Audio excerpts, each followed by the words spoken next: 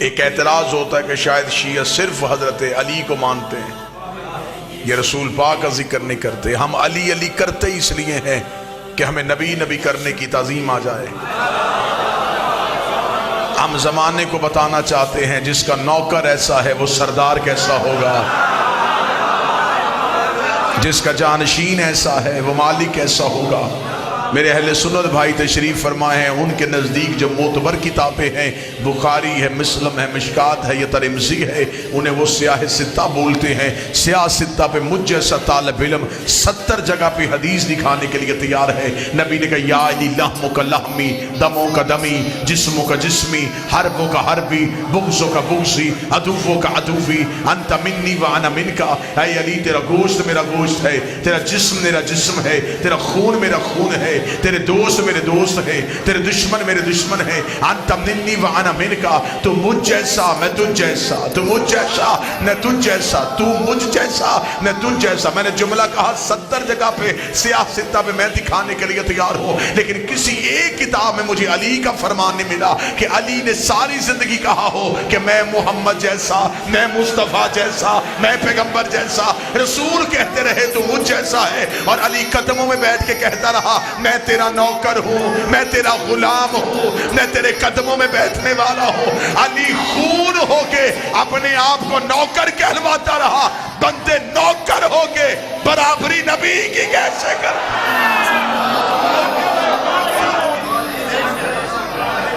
اتحاد قائم ہو جائے گا امت میں، امت ایک جگہ پہ اکٹھی ہو سکتی ہے۔ میں رجوع سادات ہے، سادات کے گھر ہمیشہ آباد رہیں، امتی ہمیشہ سادات کی عزت پہ معمور رہے۔ میں فارمولہ دے کے جا رہا ہوں اتحاد امت کا۔ 4 چیزیں جس پہ امت کھڑی ہے: اللہ، نبی، اہل بیت، صحابہ۔ ایسا ہی 5ویں چیز ہے ہی کوئی۔ اللہ، نبی، اہل بیت، صحابہ۔ لے میں اتحاد کا فارمولہ دینے لگا ہوں آج نبی کی اس میلاد کی تقریب میں۔ اللہ خالق، اللہ مالک، اللہ سب کچھ، اللہ پالنہار، اللہ علی کل شیء قدیر، اللہ مختار۔ اللہ کے بعد جو مانو وہ نبی کو مانو۔ کلمہ نبی کا پڑھو، اطاعت نبی کی کرو، عزت نبی کی کرو، لیکن کبھی بھی نبی کو اتنا نہ مانو کہ نبی اللہ سے بڑھ جائے۔ نبی کی عزت ہے لیکن ایک حد میں، اللہ کی عبادت ہے، مصطفیٰ کی اطاعت۔ نبی کو مانو لیکن اتنا نہیں کہ نبی اللہ سے بڑھے۔ منت اہل بیت سے مانگو، مراد اہل بیت سے مانگو، اولاد اہل بیت سے مانگو، مشکل کشائی اہل بیت سے کرواؤ۔ کبھی بھی اہل بیت کو اتنا نہ مانو اہل بیت نبی سے بڑھ جائے۔ مسجدیں صحابہ کے نام پہ بنواؤ، بچوں کے نام صحابہ کے نام پہ رکھو، لیکن کبھی بھی صحابہ کو اتنا نہ مانو کہ صحابی اہل بیت سے بڑھ جائے۔ اللہ اللہ رہے، نبی نبی رہے، اہل بیت رہے، صحابہ صحابہ رہے۔ اگر آپ بھی کسی بندے کے چہرے پہ پریشانی ہے تو میں نے جملہ شیعہ مقرر بن کے تو نہیں کہا تھا، میں نے تو اتحاد امت کا فارمولہ دیا تھا۔ اگر کوئی کہتا ہے کہ یہ ساری چیزیں ایک جگہ پہ دکھا تو میں ایک جگہ پہ دکھا دیتا ہوں۔ مسجد اللہ کی تھی، سجدے میں نبی تھا، پشت پہ اہل بیت تھے، پیچھے صحابہ تھے۔ اللہ کی مسجد تھی، سجدے پہ ہمارا نبی تھا، پشت پہ اہل بیت تھے، پیچھے صحابہ تھے۔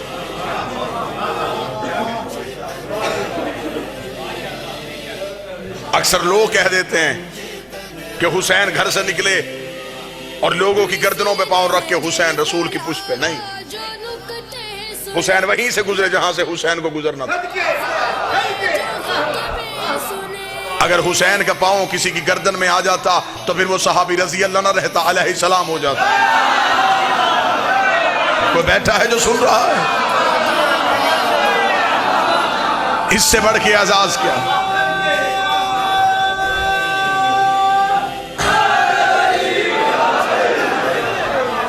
حسین وہیں سے گزرے جہاں سے حسین کو گزرنا تھا. رسول کی پشت پہ آ کے حسین بیٹھے. صحابہ سجدے سے سر نہیں اٹھا رہے تھے اس لیے کہ نبی نے سر نہیں اٹھایا تھا. صحابہ کو انتظار تھا کہ نبی اٹھے تو ہم اٹھیں.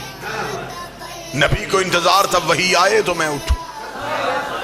وحی کو انتظار تھا جبریل لے کے جائے تو میں جاؤں. جبریل کو انتظار تھا خدا بھیجے تو میں جاؤں. خدا کو انتظار تھا حسین اٹھے تو میں بھیجوں.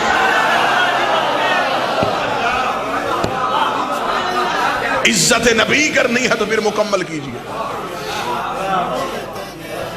یہ نوجوان تشریف فرمائے، ان کے ایک بیج لگا ہوا ہے رسول کی نالین کی شبیہ.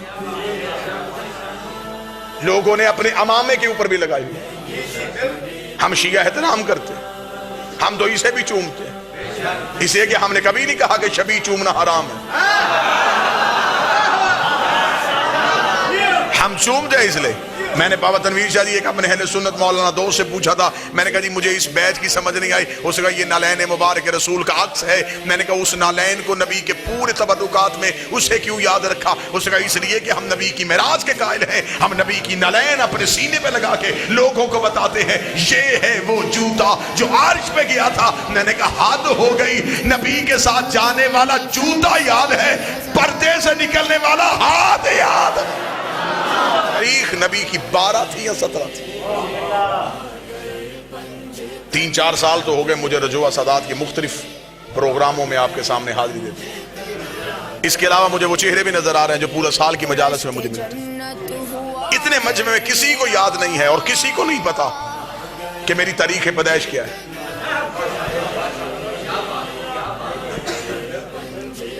پیچھے 5-6 سال سے میری دوستی بھی ہے، میرا بھائی بھی ہے چھوٹا کامران، اسے بھی نہیں پتا کہ میری تاریخ پیدائش. میرے یاروں کو بھی اکثر کو نہیں پتا.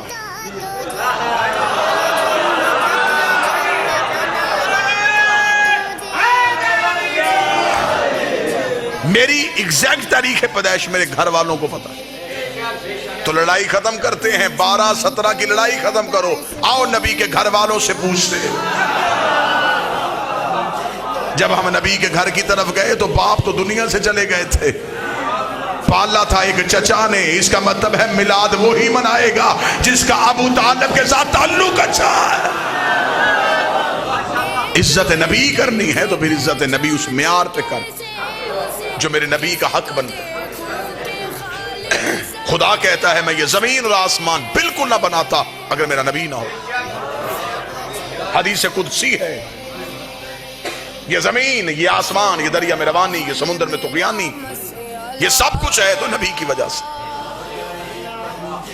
نبی نہ ہوتے تو یہ کچھ بھی نہ ہوتا. جو بندے شیعہ سنیوں کو کہتے ہیں کہ یا رسول اللہ نہیں کہنا چاہیے، یا زندہ کے لیے ہوتا ہے، رسول سے مدد نہیں مانگنی چاہیے، سلام نہیں پڑھنا چاہیے، میں ان بھائیوں کو جواب دینے لگا. وہ بھی یہ حدیث قدسی مانتے ہیں کہ خدا کہہ رہا ہے زمین و آسمان خلق نہ کرتا اگر میرا نبی نہ ہوتا. آج رجوع سادات میں لائٹیں لگی ہیں، کیوں؟ میلاد کی وجہ سے. اس بارگاہ میں قلین بچھا ہے، کیوں؟ میلاد کی وجہ سے. یہ ممبر سجا ہے، یہ مومنین آئے ہیں، یہ رونق ہے. کل کوئی یہاں آئے گا نہ لائٹیں ہوں گی، نہ سائباں ہوگا، نہ قلین ہوں گے، نہ ممبر ہوگا، نہ ذاکر ہوں گے، نہ مجمع ہوگا.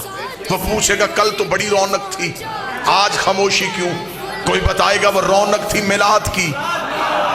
میلاد ختم، رونق ختم، میلاد ختم، رونق ختم. میرے مالک اگر یہ سب کچھ نبی کے لیے بنایا تھا تو نبی دنیا سے چلا گیا ہے. زمین کو لپیٹ دے، آسمان کو گرا دے، سورج کو بجھا دے، آواز ایک گستاخ نہ بن. میرا نبی تھا نہیں، میرا نبی ہے.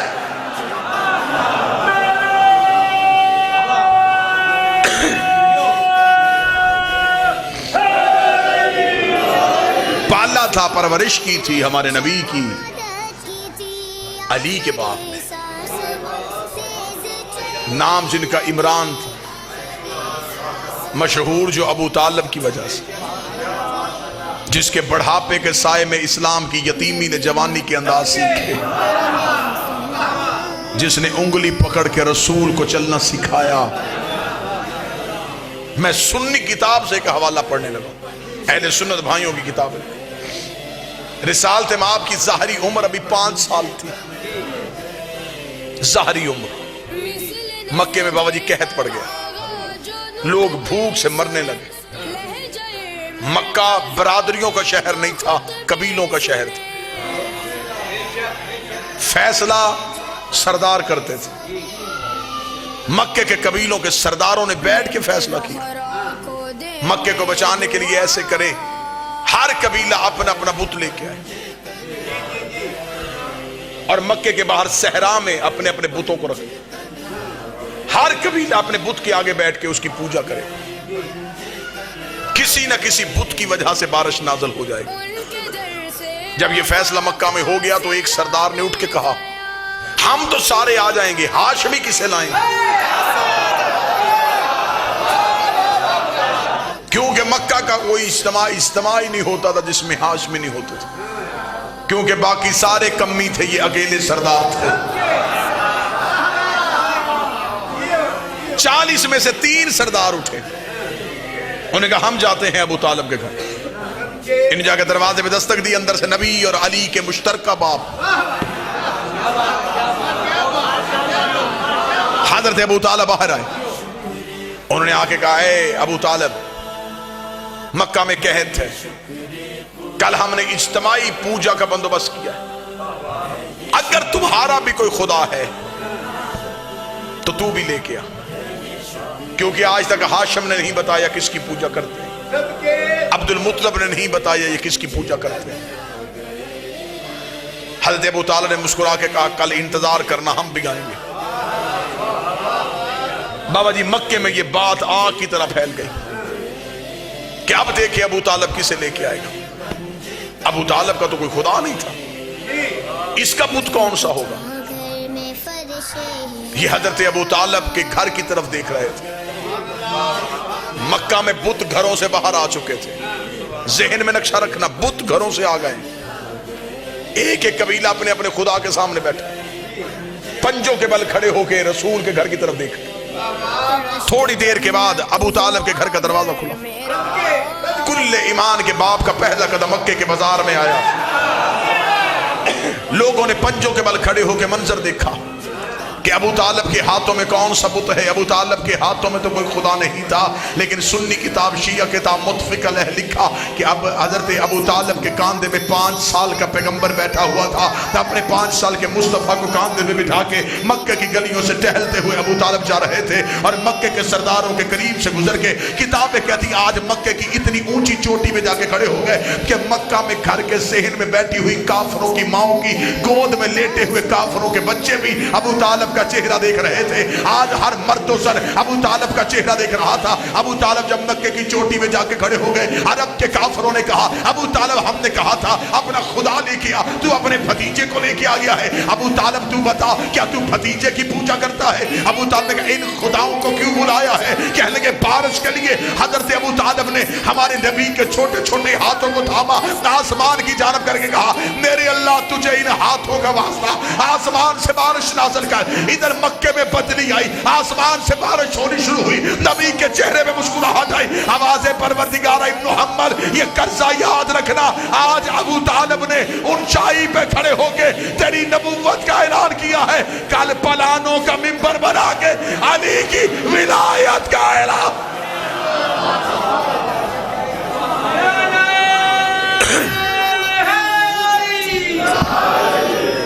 آج ربیع الاول کی اس 12 کو یہ عہد, یہ تجدید عہد کیا جائے کہ ہم نبی سے محبت کریں, ہم نبی سے پیار کریں. دین میں اللہ نے صرف نبی کی اطاعت کو واجب کیا. یہ آخری جملے بالکل میرے بھائی انہیں بھی جلدی ہے, سلام بھی ہو گیا, آپ کے چہروں کی زیارت بھی ہو گئی. کبھی بھی زندگی میں یہ نہ سوچنا کہ دین میں کسی کی ذاتی مرضی چلتی ہے. اللہ نے کہا قرآن میں نماز پڑھو, یہ نہیں بتایا کیسے پڑھنی. میرے اللہ کیسے پڑھے؟ فرمایا جیسے میرا نبی پڑھتا. روزے کا حکم ہے, کب کھولیں؟ جب نبی کھولتے. خدا نے ہمیں پوری ہماری زندگی کو نبی کا محتاج کیا. اس لیے کہ دین سے یہ نبی نہ نکال سکے۔ بندوں نے نبی کی زندگی میں ایک کوشش کی تھی، راتوں رات مدینے کے باہر ایک مسجد بنائی تھی، جس کے بارے میں شاعر نے کہا تھا مسجد تو بنا دی شب بھر میں ایمان کی حرارت والوں نے۔ یہ واحد مسجد تھی جو ایک رات میں بنی تھی، اور وہاں لوگوں نے مسجد اس لیے بنائی تھی کہ وہاں نبی کے پیچھے غلاموں کے ساتھ کھڑے ہو کے نماز پڑھنی پڑتی ہے۔ ہم اپنی امیروں کی علیحدہ مسجد بنائیں گے جہاں ہم اللہ کو ڈائریکٹ راضی کریں گے، ہمیں نبی کے وسیلے کی ضرورت ہی نہیں پڑے گی۔ یہ نبی کو درمیان سے نکال کے اللہ کو راضی کرنے کے لیے پوری رات اس مسجد میں اللہ اللہ تسبیحاں، سجدے، ذکر، قعود، قنوت سب کچھ بجا لاتے رہے۔ صبح کو جبریل نے آ کے اپنے پر نبی کے قدموں سے مس کر کے کہا اللہ بعد درود و سلام کہتا ہے اپنے صحابہ کو ساتھ لے، اس مسجد کو گرا بھی جلا بھی، گرا بھی جلا بھی، گرا بھی جلا بھی، گرا بھی جلا بھی۔ نبی نے کہا جبریل اللہ سے کہے مجھے نہیں مانتے تجھے تو مانتے ہیں۔ جبریل نے کہا خدا کہتا ہے میں لعنت کرتا ہوں اس عبادت پہ جس میں میں ہوں اور تو نہ